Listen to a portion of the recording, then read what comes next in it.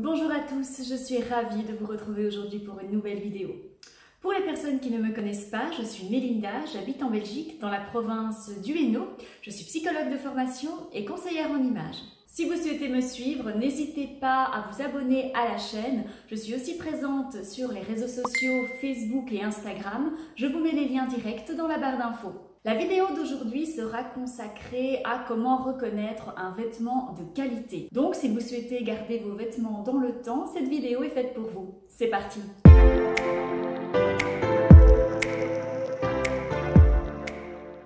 Conseil numéro 1, testez, touchez la matière. Prenez le temps de toucher la matière. Celle-ci doit être douce, agréable et non irritante pour la peau. Pour être confortable, la matière doit être naturelle. Plus elle le sera, plus vous aurez de chances que votre vêtement soit respirant et isolant. Le choix de la matière est primordial et nous y reviendrons plus tard dans cette vidéo. Observez le tissu. Regardez si celui-ci montre des signes de transparence. Plus un textile est opaque, plus il durera dans le temps. Testez en étirant la matière, en regardant si, même en l'étirant, elle reprend sa forme initiale immédiatement. Si la réponse est oui, cela indique que le tissage est de bonne qualité. Plus le tissage est serré, plus celui-ci résistera au temps, au frottement, au lavage. C'est donc un très bon indicateur. Conseil numéro 2, observez la coupe. Pour vérifier la coupe d'un vêtement, la meilleure façon de faire est de l'essayer. Le tombé est primordial, il doit être parfait. Le tombé signifie la tenue, la façon dont le tissu tombe. Il doit tomber de façon souple et harmonieuse. Observez bien son mouvement lorsqu'il est porté, ainsi que le sens du tissage. Conseil numéro 3, regardez les étiquettes. Avouons-le, ce n'est pas la première chose que nous faisons lorsque nous achetons un vêtement et pourtant il y a plein d'indications intéressantes. La première chose à regarder est le pourcentage de synthétique. Très facile à entretenir, pas besoin de repassage en général, séchage très rapide. Il favorise surtout la transpiration et garde les odeurs. Elles sont potentiellement allergènes et peuvent provoquer des réactions allergiques telles que des rougeurs, de l'eczéma, des boutons. Il faut donc faire très attention et bien regarder leur pourcentage. Ce qui peut paraître finalement assez logique parce que, prenons l'exemple du polyester, eh bien c'est du plastique. Donc, vous l'aurez compris, l'idéal sera de privilégier les fibres naturelles. Fibres naturelles comme le coton, le lin, la laine. Mais pourquoi? Eh bien parce qu'elles sont hypoallergéniques. Aussi, elles sont confortables, douces pour la peau et le ressenti est complètement différent qu'avec une matière non naturelle. Certaines d'entre elles ont même des propriétés antibactériennes et thermorégulatrices. Je pense notamment au chanvre ou au lin. Elles sont respirantes et elles ont une structure perméable à l'air. Autre avantage des fibres naturelles, elles sont antistatiques, très résistantes et elles absorbent l'humidité. Autre point essentiel lorsque vous regardez les étiquettes, regardez le lieu de fabrication. De plus en plus de consommateurs préfèrent les circuits courts, c'est-à-dire le Made in Belgium, Made in France, Made in Europe. Pourquoi? Parce que cela permet de mieux suivre la traçabilité de la production. En général, plus le circuit est court, plus vous avez de chances que le vêtement ait été fabriqué dans de bonnes conditions. Mais les choses évoluent. La Chine, par exemple, n'a plus une aussi mauvaise réputation qu'auparavant. Certaines marques s'engagent à améliorer la qualité de leur production et aussi à respecter le droit des travailleurs, chose qui n'était pas nécessairement le cas il y a une dizaine d'années. Conseil numéro 4, observez les détails.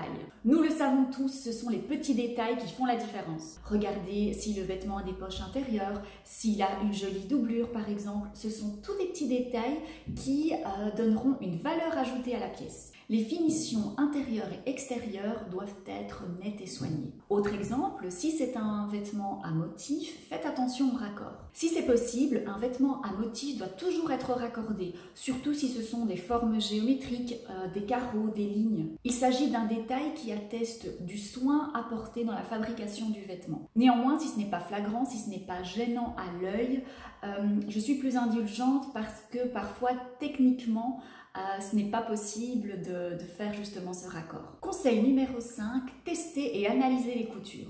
Tout d'abord, vérifiez-les. Elles doivent être nettes, régulières, précises et le point doit être serré. Elles ne doivent pas gondoler. C'est très important car ce sont elles qui vont permettre aux vêtements de bien se tenir et d'être nettes. Pour les tester, tirez légèrement les coutures et regardez si elles sont bien solides. En les tirant, si vous observez le fil, en général, c'est mauvais signe. Aucun petit fil ne doit dépasser. Après, bien sûr, un oubli est possible, mais si c'est un détail récurrent, faites attention. Si vous repérez plusieurs petits effilochages, il y a un risque que le vêtement n'ait pas été confectionné avec soin. Conseil numéro 6, on va parler prix et qualité. Le prix peut nous orienter sur la qualité d'un vêtement, mais pas toujours, ne tombez pas dans le piège. Faites attention, car une marque peut évoluer au fil des années.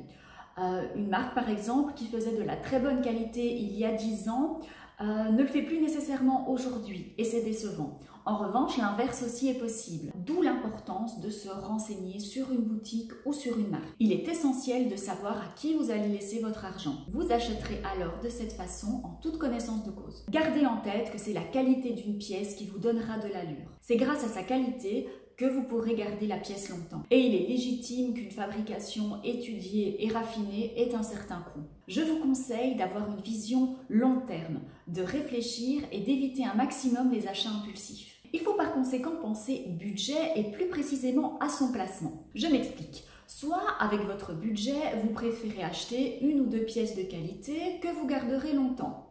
Soit avec ce même budget, vous préférez acheter plusieurs pièces parce que vous aimez changer en fonction des années parce que vous suivez la tendance.